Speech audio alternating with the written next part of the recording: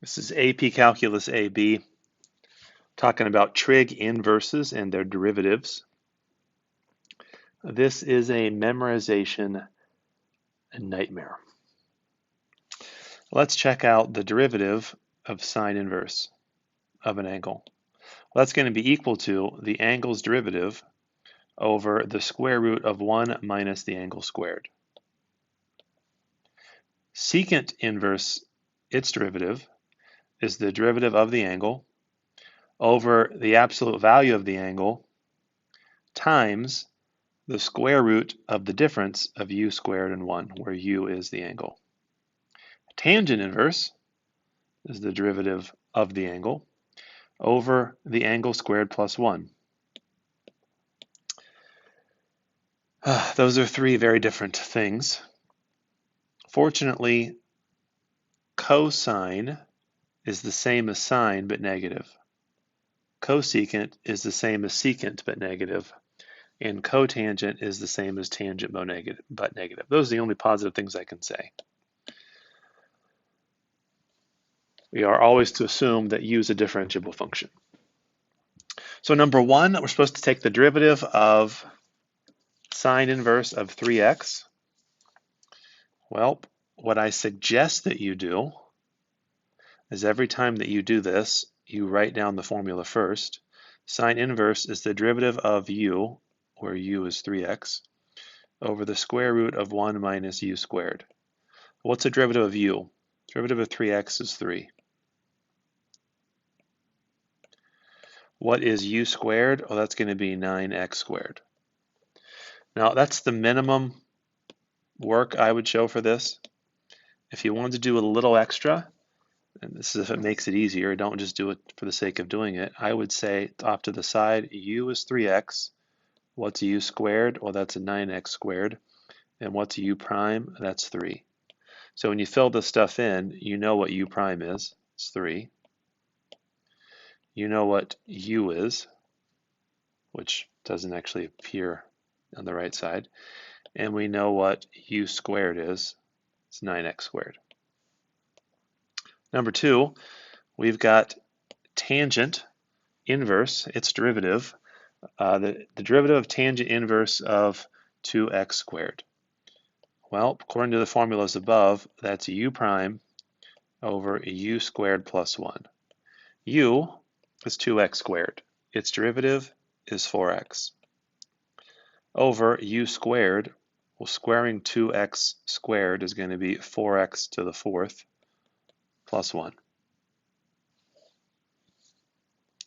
You could also, if you wanted, instead of writing it this way, you could say that this is u prime, pardon me, this is 4x, which is u prime, over 2x squared squared plus 1. That is acceptable as well. Number three, cosine inverse, well, that is negative u prime over the difference of the square root of 1 and u squared. U in this case is negative 10x, so u prime is going to be negative 10 over 1 minus a negative 10x squared is a positive 100x squared. Subtracting a negative is like adding a positive, so this simplifies to 10 over the square root of the difference of 1 and 100x squared. Number four, cosecant inverse of 5x cubed, its derivative. Well, we got this formula, negative u prime, the absolute value of u, times the square root of the difference of u squared and 1. U prime, what's the derivative of a 5x cubed? Well, that is 15x squared. The absolute value of u, so it's the absolute value of 5x cubed. And then the square root of u squared, well, that's going to be 5x cubed squared minus 1. Or you could write 25x to the sixth. Either way. So take a moment and try to memorize these things right now. Give yourself, set a timer for 5 minutes. Figure out a way to memorize those. Stop this video when that 5 minutes is up. See if you can fill these babies in.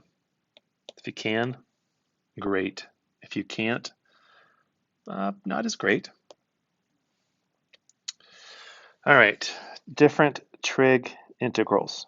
We're talking about derivatives because we're going to end up talking about integration.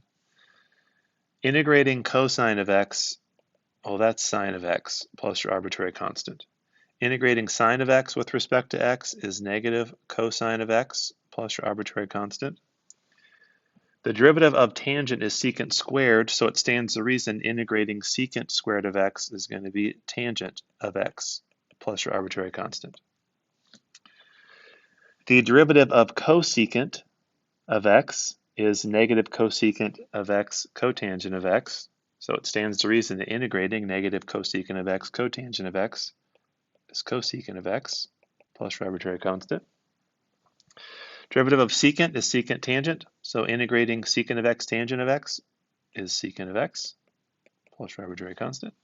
Integrating cosecant squared of x is negative cotangent of x because the derivative of cotangent is negative cosecant squared.